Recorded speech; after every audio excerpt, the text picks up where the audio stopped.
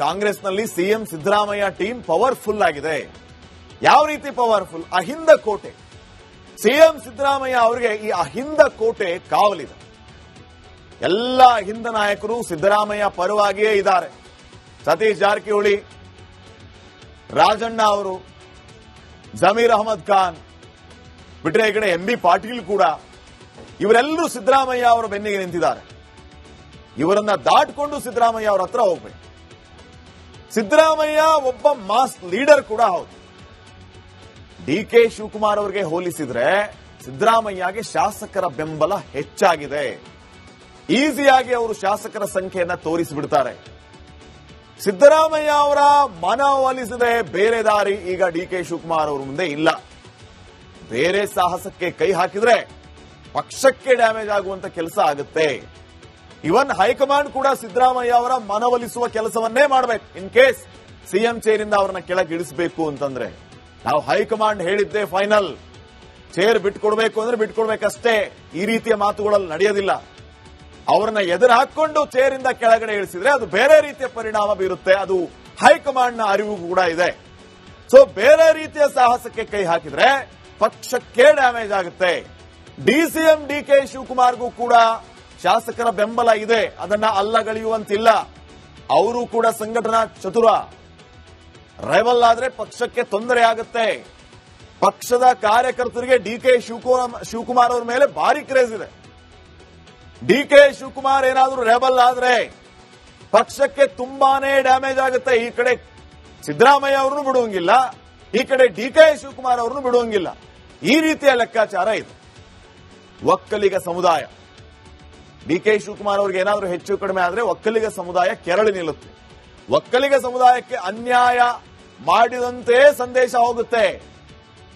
DK Shivakumar ಅವರನ್ನ CM ಮಾಡ್ತಾರೆ ಅಂತ ಅನ್ಕೊಂಡು ಎಷ್ಟೋ ಒಕ್ಕಲಿಗರು ಮಾಸ್ ಆಗಿ ಸಾಲಿಡ್ ಆಗಿ ಕಾಂಗ್ರೆಸ್ಗೆ ವೋಟ್ ಮಾಡಿದ್ರು.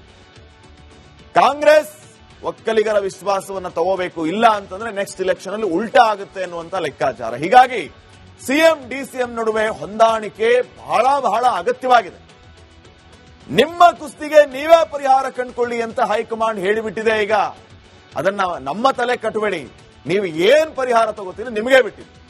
ಸಿಎಂ ಡಿಸಿಎಂಗೆ ಮಲ್ಲಿಕಾರ್ಜುನ್ ಖರ್ಗೆ ಅವರು ಈ ಸೂಚನೆ ಕೊಟ್ಟ ಮೇಲೆ ಡಿಕೆ ಶಿವಕುಮಾರ್ ಅವರು ಸಿದ್ದರಾಮಯ್ಯ ಆಪ್ತರನ್ನ ಭೇಟಿಯಾಗುವ ಕೆಲಸ ಮಾಡ್ತಾ ಇದ್ದಾರೆ. ಎರಡೆರಡು ಸಾರಿ ರಾಜಣ್ಣ ಅವರನ್ನ ಭೇಟಿಯಾದರು, ಎಂಬಿ ಪಾಟೀಲ್ ಅವರನ್ನ ಭೇಟಿಯಾದರು, ಜಮೀರ್ ಅಹಮದ್ ಖಾನ್ ಅವರನ್ನ ಭೇಟಿಯಾದರು, ಸತೀಶ್ ಜಾರಕಿಹೊಳಿ ಅವರನ್ನ ಭೇಟಿಯಾದರು. ಆ ಕೋಟೆಯನ್ನೇ ಈ ರೀತಿ ಭೇದಿಸುವಂತಹ ಕೆಲಸಕ್ಕೆ ಡಿಕೆ ಶಿವಕುಮಾರ್ ಮುಂದಾದ್ರ. ಎಲ್ಲರನ್ನ ವಿಶ್ವಾಸಕ್ಕೆ ತಗೊಂಡು ಪಟ್ಟವನ್ನ ಏರುವಂತಹ ದಿಟ್ಟ ನಿರ್ಧಾರವನ್ನ ಡಿಕೆ ಶಿವಕುಮಾರ್ ಮಾಡಿದ್ದರೆ ಎಷ್ಟು ಮಟ್ಟಿಗೆ ಯಶಸ್ವಿ ಆಗ್ತಾರೆ ಅನ್ನೋದು ಸದ್ಯಕ್ಕಿನ ಕುತೂಹಲವಾಗಿದೆ. ನೆಕ್ಸ್ಟ್ ಕಾಂಗ್ರೆಸ್ನಲ್ಲಿ ಸಿಎಂ ಸಿದ್ದರಾಮಯ್ಯ ಟೀಮ್ ಪವರ್ಫುಲ್ ಆಗಿದೆ. ಯಾವ ರೀತಿ ಪವರ್ಫುಲ್? ಅಹಿಂದ ಕೋಟೆ. ಸಿಎಂ ಸಿದ್ದರಾಮಯ್ಯ ಅವರಿಗೆ ಈ ಅಹಿಂದ ಕೋಟೆ ಕಾವಲಿದೆ. ಎಲ್ಲ ಅಹಿಂದ ನಾಯಕರು ಸಿದ್ದರಾಮಯ್ಯ ಪರವಾಗಿಯೇ ಇದ್ದಾರೆ. ಸತೀಶ್ ಜಾರಕಿಹೊಳಿ, ರಾಜಣ್ಣ ಅವರು, ಜಮೀರ್ ಅಹಮದ್ ಖಾನ್ ಬಿಟ್ರೆ ಈ ಕಡೆ ಎಂಬಿ ಪಾಟೀಲ್ ಕೂಡ, ಇವರೆಲ್ಲರೂ ಸಿದ್ದರಾಮಯ್ಯ ಅವರ ಬೆನ್ನಿಗೆ ನಿಂತಿದ್ದಾರೆ. ಇವರನ್ನ ದಾಟಿಕೊಂಡು ಸಿದ್ದರಾಮಯ್ಯ ಅವರ ಹತ್ರ ಹೋಗ್ಬೇಕು. ಸಿದ್ದರಾಮಯ್ಯ ಒಬ್ಬ ಮಾಸ್ ಲೀಡರ್ ಕೂಡ ಹೌದು. ಡಿಕೆ ಶಿವಕುಮಾರ್ ಅವರಿಗೆ ಹೋಲಿಸಿದ್ರೆ ಸಿದ್ದರಾಮಯ್ಯಗೆ ಶಾಸಕರ ಬೆಂಬಲ ಹೆಚ್ಚಾಗಿದೆ. ಈಸಿಯಾಗಿ ಅವರು ಶಾಸಕರ ಸಂಖ್ಯೆಯನ್ನ ತೋರಿಸಿಬಿಡ್ತಾರೆ. ಸಿದ್ದರಾಮಯ್ಯ ಅವರ ಮನವೊಲಿಸದೆ ಬೇರೆ ದಾರಿ ಈಗ ಡಿಕೆ ಶಿವಕುಮಾರ್ ಅವರ ಮುಂದೆ ಇಲ್ಲ. ಬೇರೆ ಸಾಹಸಕ್ಕೆ ಕೈ ಹಾಕಿದ್ರೆ ಪಕ್ಷಕ್ಕೆ ಡ್ಯಾಮೇಜ್ ಆಗುವಂತ ಕೆಲಸ ಆಗುತ್ತೆ. ಇವನ್ ಹೈಕಮಾಂಡ್ ಕೂಡ ಸಿದ್ದರಾಮಯ್ಯ ಅವರ ಮನವೊಲಿಸುವ ಕೆಲಸವನ್ನೇ ಮಾಡಬೇಕು. ಇನ್ ಕೇಸ್ ಸಿಎಂ ಚೇರಿಂದ ಅವರನ್ನ ಕೆಳಗಿಳಿಸಬೇಕು ಅಂತಂದ್ರೆ ನಾವು ಹೈಕಮಾಂಡ್ ಹೇಳಿದ್ದೇ ಫೈನಲ್. ಚೇರ್ ಬಿಟ್ಕೊಡ್ಬೇಕು ಅಂದ್ರೆ ಬಿಟ್ಕೊಡ್ಬೇಕಷ್ಟೇ. ಈ ರೀತಿಯ ಮಾತುಗಳಲ್ಲಿ ನಡೆಯೋದಿಲ್ಲ. ಅವರನ್ನ ಎದುರು ಹಾಕೊಂಡು ಚೇರಿಂದ ಕೆಳಗಡೆ ಇಳಿಸಿದ್ರೆ ಅದು ಬೇರೆ ರೀತಿಯ ಪರಿಣಾಮ ಬೀರುತ್ತೆ. ಅದು ಹೈಕಮಾಂಡ್ನ ಅರಿವು ಕೂಡ ಇದೆ. ಸೊ ಬೇರೆ ರೀತಿಯ ಸಾಹಸಕ್ಕೆ ಕೈ ಹಾಕಿದ್ರೆ ಪಕ್ಷಕ್ಕೆ ಡ್ಯಾಮೇಜ್ ಆಗುತ್ತೆ. ಡಿಸಿಎಂ ಡಿಕೆ ಶಿವಕುಮಾರ್ಗೂ ಕೂಡ ಶಾಸಕರ ಬೆಂಬಲ ಇದೆ. ಅದನ್ನ ಅಲ್ಲಗಳೆಯುವಂತಿಲ್ಲ. ಅವರು ಕೂಡ ಸಂಘಟನಾ ಚತುರ. ರೆಬಲ್ ಆದ್ರೆ ಪಕ್ಷಕ್ಕೆ ತೊಂದರೆ ಆಗುತ್ತೆ.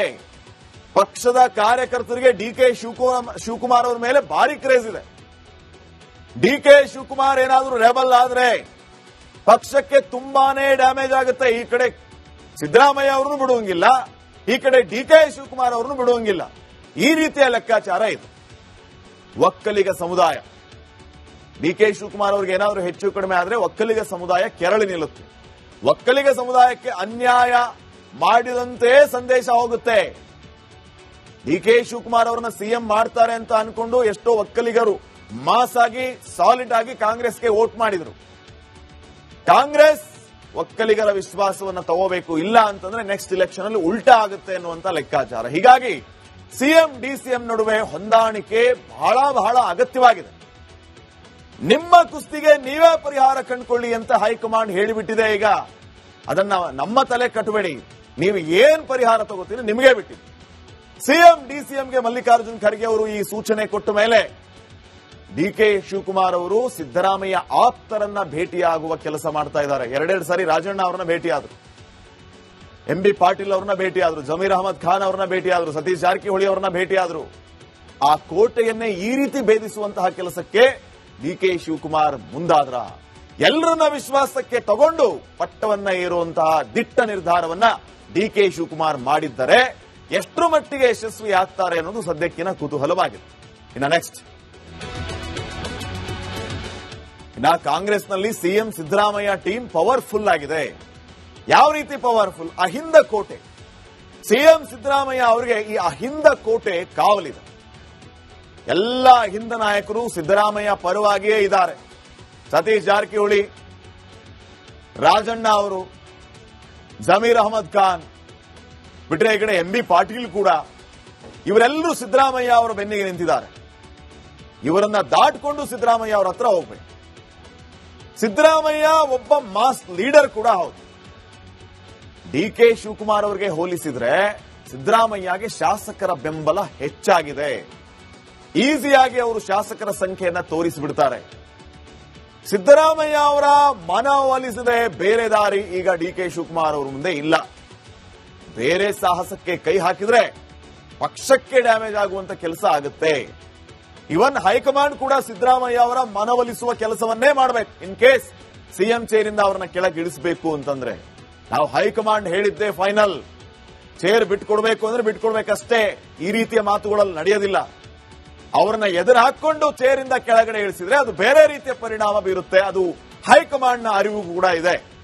ಸೊ ಬೇರೆ ರೀತಿಯ ಸಾಹಸಕ್ಕೆ ಕೈ ಹಾಕಿದ್ರೆ ಪಕ್ಷಕ್ಕೆ ಡ್ಯಾಮೇಜ್ ಆಗುತ್ತೆ.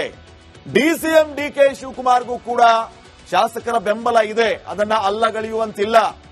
ಅವರು ಕೂಡ ಸಂಘಟನಾ ಚತುರ. ರೈವಲ್ ಆದ್ರೆ ಪಕ್ಷಕ್ಕೆ ತೊಂದರೆ ಆಗುತ್ತೆ. ಪಕ್ಷದ ಕಾರ್ಯಕರ್ತರಿಗೆ ಡಿಕೆ ಶಿವಕುಮಾರ್ ಅವರ ಮೇಲೆ ಭಾರಿ ಕ್ರೇಜ್ ಇದೆ. ಡಿಕೆ ಶಿವಕುಮಾರ್ ಏನಾದರೂ ರೆಬಲ್ ಆದ್ರೆ ಪಕ್ಷಕ್ಕೆ ತುಂಬಾನೇ ಡ್ಯಾಮೇಜ್ ಆಗುತ್ತೆ. ಈ ಕಡೆ ಸಿದ್ದರಾಮಯ್ಯ ಅವರನ್ನು ಬಿಡುವಂಗಿಲ್ಲ, ಈ ಕಡೆ ಡಿಕೆ ಶಿವಕುಮಾರ್ ಅವರನ್ನು ಬಿಡುವಂಗಿಲ್ಲ. ಈ ರೀತಿಯ ಲೆಕ್ಕಾಚಾರ ಇದೆ. ಒಕ್ಕಲಿಗ ಸಮುದಾಯ, ಡಿಕೆ ಶಿವಕುಮಾರ್ ಅವರಿಗೆ ಏನಾದರೂ ಹೆಚ್ಚು ಕಡಿಮೆ ಆದ್ರೆ ಒಕ್ಕಲಿಗ ಸಮುದಾಯ ಕೆರಳಿ ನಿಲ್ಲುತ್ತೆ. ಒಕ್ಕಲಿಗ ಸಮುದಾಯಕ್ಕೆ ಅನ್ಯಾಯ ಮಾಡಿದಂತೆ ಸಂದೇಶ ಹೋಗುತ್ತೆ. ಡಿಕೆ ಶಿವಕುಮಾರ್ ಅವರನ್ನ ಸಿಎಂ ಮಾಡ್ತಾರೆ ಅಂತ ಅನ್ಕೊಂಡು ಎಷ್ಟೋ ಒಕ್ಕಲಿಗರು ಮಾಸ್ ಆಗಿ ಸಾಲಿಡ್ ಆಗಿ ಕಾಂಗ್ರೆಸ್ಗೆ ವೋಟ್ ಮಾಡಿದ್ರು.